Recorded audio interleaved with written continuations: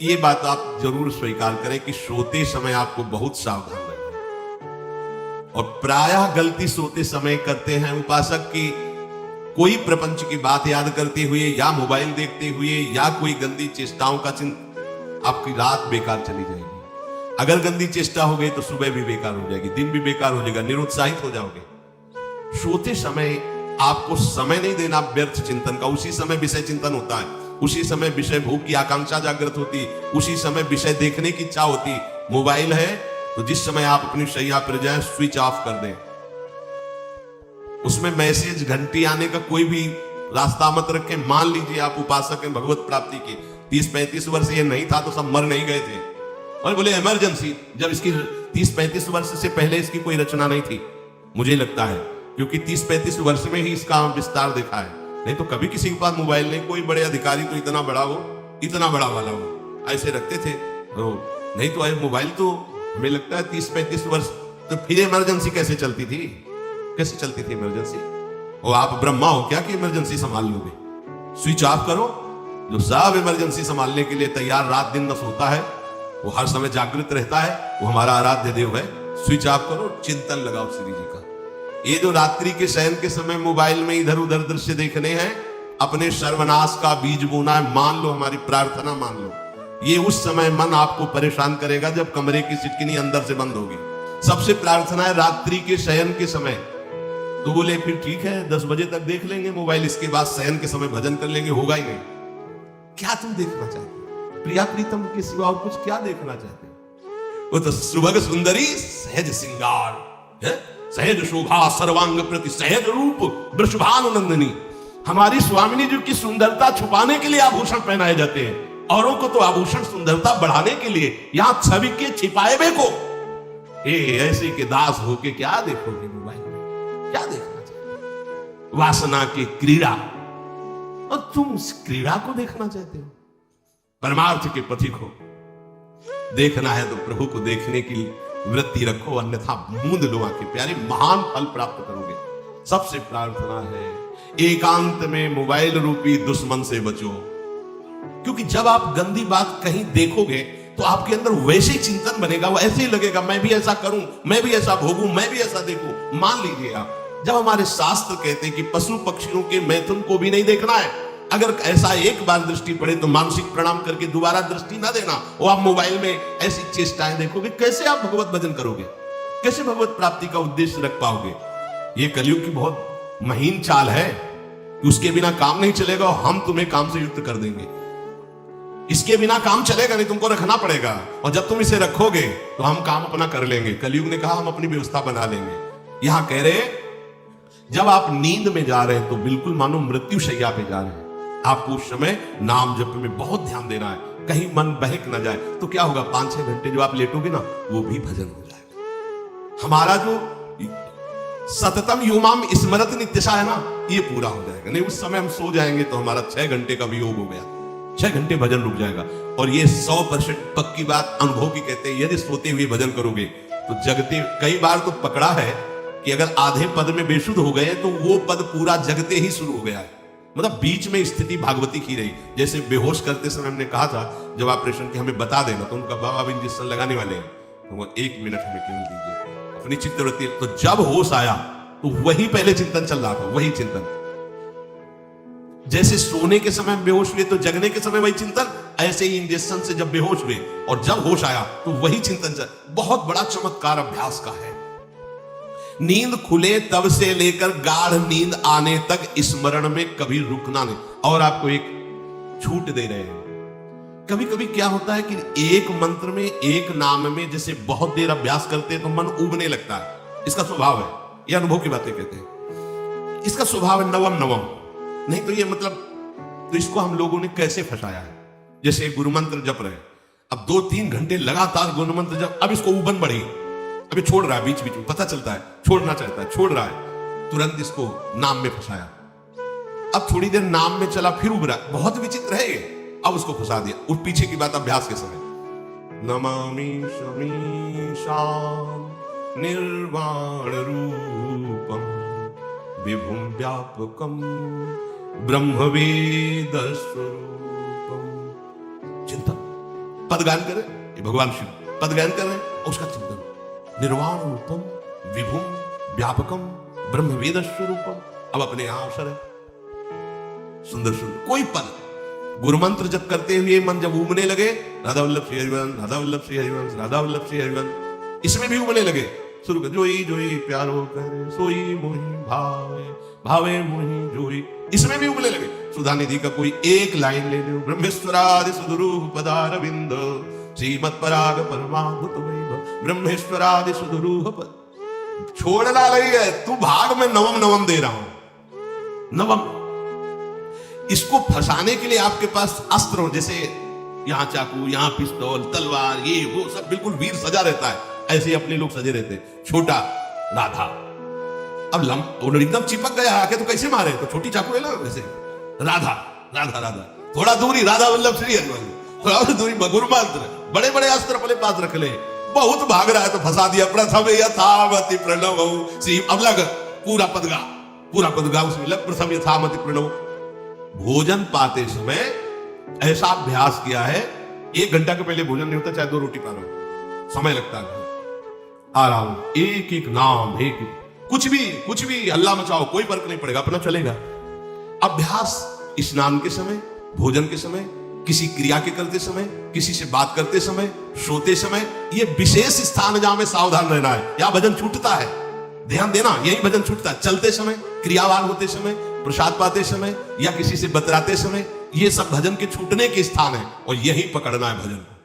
जब आपको बिल्कुल न लगे तो मानसिक सब बंद कर दो और गुनगुनाने लगो, जो धुनी आपको अच्छी लगे उसी में नाम, कोई नाम लेके, संसार का चिंतन ना होने पावे, चाहे जो कुछ तुम चिंतन, जहां तुम्हारा मन आवे, गंगावरी गोदावरी कुछ भी, भागवतिक चिंतन के सिवा संसार के चिंतन न होने पाए, पहले ऐसे अनन्य बनो, फिर बाद में अनन्यता आती, रसना कटो जो अनन्य। हाँ, विषय चिंतन कर रहे हैं, प्रपंच कर रहे हैं, बोले रसना कटो जो अन्न रटो, और नहीं बोल सकते, प्रपंच बोलेंगे बस, रसना कटो, ये शब्द वहां नहीं आते। पहले हम आपको छूट देते हैं, भक्त चरित्र, भगवान की चरित्र, नाम कीर्तन मंत्र, जो भी चाहो, संसार का चिंतन मत होने देना, पहले ये पकड़ो, फिर आगे चल करके जब पवित्र हृदय होगा तब ये निष्ठा आती, रसना कटो जो अन्न रटो, निरखी अनफुटो नयन। मान लो संसार का चिंतन नहीं करने देना है इसको, आप जैसे बने वैसे करो भागवती चिंतन, कोई नाम ले लो, कोई मंत्र ले लो, तुम्हें जो प्रिय लगे, हम छूट देते हैं। ये नहीं करें कि रसना कटो जो अन्न रटो, ये बाद की बात है, हमें पहले इसका संसार चिंतन रोकना है। कैसे छूटेगा, कैसे छूटेगा, हमें ये पकड़ना, नहीं तो निष्ठा की बात, जो हरि नाम जगत त्रिशिरोमणि वंश बिना कबहू, हरिवंश बोलेंगे नहीं, हरि बोलना नहीं है, हरि बोलना नहीं, क्योंकि ये जो हरिनाम जगत शिरोमणि वंश भी ना, हरिवंश बोलना नहीं है, क्योंकि प्रपंच में रहती है। तो क्या करो, जो तुम्हें प्रिय लगे पहले उसे पकड़ो। ये हम अंदर की बात करें, प्रवचन की बात नहीं कह रहे, मन को फंसाना है हमें। राम कृष्ण हरि जहां लगे इसको लगा, पहले इसको फंसाओ, संसार का चिंतन न होने दे, गीता भागवत भक्त चरित्र कुछ भी कहीं भी इसे फंसाओ, पहले संसार का चिंतन न होने दो, फिर लाओ इसको घुमा के निकुंज वाटिका में, फिर तो भागेगा ही नहीं, फिर नहीं भागेगा। अब सीधे निकुंज वाटिका में किसी महाभाग्यशाली गुरु आश्रित का लगेगा, अन्यथा बहुत प्रपंची मन है, आप आश्रय इधर का लोगे और प्रपंच का चिंतन करोगे, बात बनेगी। चिंतन छोड़ना है हमें, जैसे बने तैसे संसार का चिंतन छूट जाए तो हम विजय को प्राप्त हो। ध्यान दीजिए, इस परमात्म तत्व को वही प्राप्त कर पाता है जिसका राग बीत गया है, खत्म हो गया, वैराग्य। ज्यादा परिश्रम नहीं है वैराग्य में, विवेक नहीं होने के कारण हम वैराग्य नहीं धारण कर पाते। हम बाहरी बातों को वैराग्य ले लेते हैं, ऐसा कपड़ा बदल लेना या कपड़ा ना पहनना या लौकी का कमंडल, मिट्टी का पात्र, तो हम अपने को वैरागी। बात यहां नहीं रुकेगी, वैराग्य का इतना ही मतलब, ये भी एक बाह्य अंग है वैराग्य का, पर वैराग्य का सच्चा स्वरूप है वीतरागा। कहीं कुछ भी अच्छा नहीं लग रहा, कोई भी सुख आकर्षित नहीं कर रहा, लोक लोकांतर की प्रतिष्ठा, मान, सुख, ऐश्वर्य, व्यक्ति, कुछ अच्छा नहीं, राग खत्म हो गया। ऐसा उस अक्षर ब्रह्म को, अविनाशी तत्व को जान पाता है, जगते भयो फिरे बैरागी। जैसी हरिवंश प्रपंच बंच सब ये काल ब्याल को खायो। हालत यह है कि जैसे सांप ने मेढक को पकड़ रखा और मेढक सामने पतिंगा को, कीड़े को पकड़ना जाए, चाहता है। उसे यह पता नहीं कि मैं खुद किसी का कवल बन चुका हूं, वो एक झटके में मुझे अपने पेट में ले जाएगा। ऐसे ही हम सब हैं, काल के द्वारा ग्रसित है। काल ने हमें पकड़ रखा है, पर हम भोग भोगना चाहते हैं, हम नाना प्रकार की मान प्रतिष्ठा पाना चाहिए। ये पता नहीं एक झटके में हमारा अस्तित्व ही खत्म हो जाएगा। जिनके अंतःकरण में किसी भी व्यक्ति, वस्तु, स्थान, पद, प्रतिष्ठा का राग ही नहीं रह गया है, उसे कहते हैं वैराग्य वान। वीतरागाह, राग ही नहीं है। जिनका अंतःकरण निष्पाप निर्मल हो चुका है, जिनके हृदय में केवल भगवत प्राप्ति की उत्कट लालसा जागृत हो गई है, ऐसा साधन संपन्न उपासक परमात्म तत्व में प्रवेश पाता है। अध्यात्म मार्ग की ऊंचाई पर वो स्थित हो जाता है। यदि छंतु ब्रह्मचर्यम चरंती, जिनकी इच्छा एकमात्र भगवत प्राप्ति की है, यदि छंतो, तो उनको क्या करना होगा? ब्रह्मचर्यम चरंती, ब्रह्मचर्य का पालन करना होगा। प्रत्येक इंद्रियों का निर्विषय हो जाना वास्तविक ब्रह्मचर्य है। केवल जनेन्द्रिय से ही ब्रह्मचर्य को नहीं लेते। हमारी प्रत्येक इंद्रिय भोगों से रहित होकर भगवत अनुराग में नेत्र प्रभु को देखना चाहते हैं, त्वगेंद्री प्रभु को स्पर्श करना चाहती है, घ्राणेन्द्री प्रभु के श्री अंग की गंध पाना चाहती है, श्रवणेन्द्री प्रभु के वचन सुनना चाहती है। एक एक इंद्रिय अपने प्रभु में लग गई, अंतर्मुख हो गई, बाहर विषयों का त्याग हो गया। इसे ब्रह्मचर्य कहते हैं। पर प्रारंभिक ब्रह्मचर्य में जनेन्द्रिय का ब्रह्मचर्य अत्यंत आवश्यक है। यदि जनेन्द्रिय जन्य व्यभिचार दोष से युक्त है तो कदापि उसे भगवत प्राप्ति नहीं हो सकती। शुभ गति व्यभिचारी शुभ गति चाहे, असंभव। और भगवत मार्ग में सबसे बड़ा दुश्मन यही व्यभिचार दोष है, काम। इसी से हमारा हृदय मलिन होता रहता है। अंधा बटे और बड़ा चबाए वाली दशा रहती। कहते हमें 50 वर्ष हो गए। अरे 50 जन्म हो जाए, तुम व्यभिचार करो, गंदी बातें करो, गंदे चिंतन करो, सो समय व्यतीत करें। अनंत जन्म व्यतीत हो गए, भगवत प्राप्ति हुई क्या? 50 वर्ष से भगवत प्राप्ति हो जाएगी क्या? 5 मिनट काफी है भगवत प्राप्ति में। एक बार नाम काफी है। वो स्थिति तो लाओ। बार बार बहिर्मुख वृत्तियों के द्वारा विषयों में सुख बुद्धि कर लेने से हमारा सारा का सारा अध्यात्म चिंतन बदलता रहता है, इसलिए लाभ नहीं मिल पाता, एक रस चिंतन नहीं रह पाता। बार बार विक्षेपी विषय करते रहते हो, हम सहते रहते हैं और भोगते रहते हैं। एक बार तो हिम्मत करके उठो। अवलो नशानी अब नाम सही हो, एक बार तो दृढ़ बनो।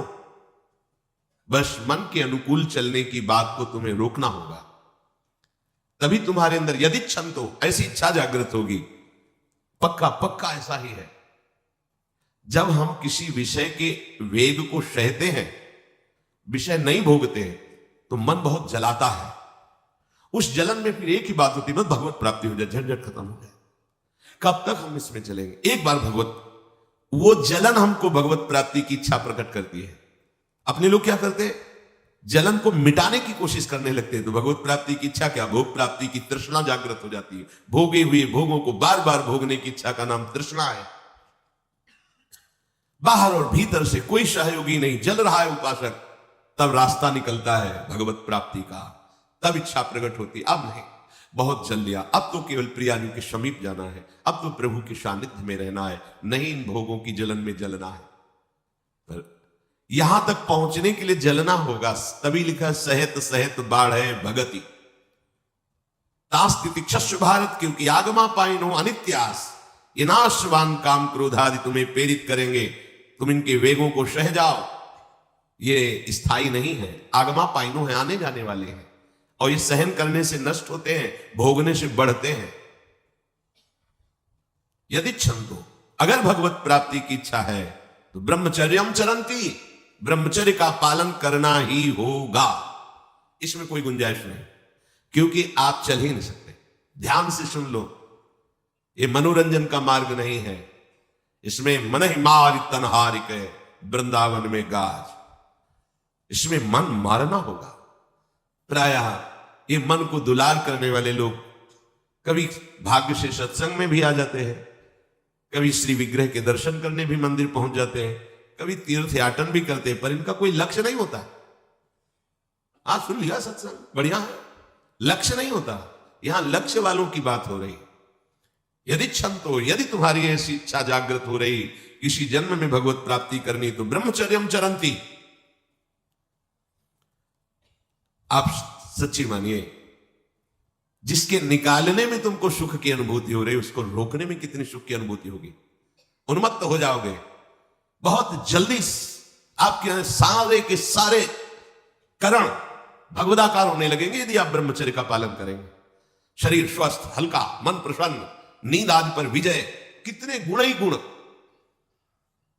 और ब्रह्मचर्यहीन आलस्य, प्रमाद, भोगों का चिंतन, मन का डिप्रेशन में पहुंचना, कमर में दर्द, टांगों में दर्द, सर में दर्द, घबराहट होना, बिना किसी कारण के मन भयभीत हो रहा है, भोजन अपच हो रहा है, बिना किसी प्रक्रिया के वीरनाश हो रहा है, बिना किसी प्रक्रिया के।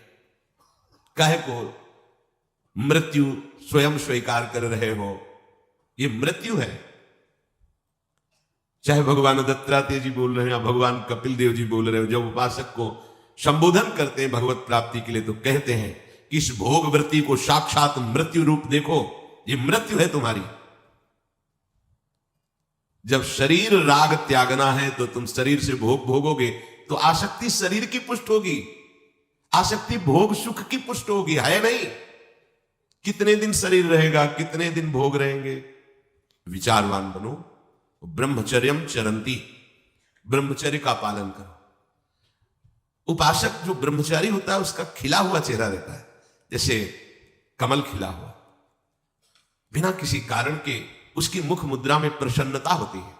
जो ब्रह्मचर्यहीन होता है बुझा हुआ चेहरा होता है, तेजहीन, बिना किसी कारण के वो शोकग्रस्त लगता है। बैठा है, आपको लग रहा है शांत है, लेकिन आप चेहरे को देखो, वो एक शोकग्रस्त है, कुमलाया हुआ चेहरा, अशांत चेहरा, मुख प्रसन्न, तन तेज विराजा।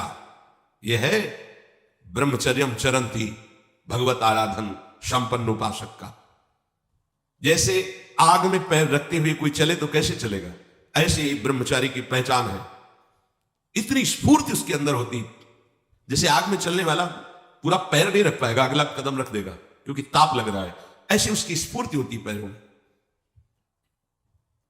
उसकी आंखें एकाग्र रहती है, चंचलता इधर उधर या बार बार झपकना, यह विषयी पुरुष का लक्षण। बार बार पलक झपकना, यह विषयी पुरुष का लक्षण। इधर उधर ताक झांक, चंचलता, ऐसा बैठे तिनका तोड़ रहा है, पैर हिला, ये सब विषयी पुरुष के लक्षण। ये तो बिल्कुल साधारण स्पष्ट दिखाई देता है आदमी विषयी है या ब्रह्मचारी है, एक सेकंड में लक्षण होते हैं। आपको जब भगवत मार्ग का अवसर मिला है तो गृहस्थ हो, संतान हो गई, ब्रह्मचर्य से रहो। नहीं चाहिए संतान तो भ्रूण हत्या, गर्भ हत्या जैसे महापाप करने की क्या जरूरत है। उसी वीर से संतान उत्पन्न होती है जिसको आप नष्ट कर रहे हो, जिसको आप ऐसे पानी में बहा रहे हो, व्यर्थ फेंक रहे हो, तो उसको भ्रूण हत्या का पाप लग रहा है, तो तुमको पुण्य लग रहा है, वीरपात कर रहे हो तुम्हें भी वही हत्या लग रही है, क्योंकि उसमें वही जीवात्मा है जो मां के गर्भ में जाके बालक रूप धारण कर लेती है, उसको तुम नष्ट कर रहे हो। पर बुद्धि भ्रष्ट हो गई है, समझ में नहीं आता, व्यर्थ में वीरपात करते हो, व्यर्थ में। तुम्हारा भजन बनेगा, तुम अध्यात्म के योगी बनोगे, मजाक है अध्यात्म का मार्ग। होश में हो जाओ, ये मन की दुलार को बंद करो। जब तक इच्छा ही नहीं भगवत प्राप्ति की, तो फिर तुम कैसे भगवत प्राप्ति कर पाओगे। भगवत प्राप्ति की इच्छा कैसे होगी जब तुम्हारी इस तरह से निंदनीय वृत्तियां हैं। इंद्रियों को दुलार कर रहे हो, मन को दुलार कर रहे हो, भगवत प्राप्ति चाहते हो, आचरण नीच और चाहते हो उच्च पदवी। सावधान हो जाओ।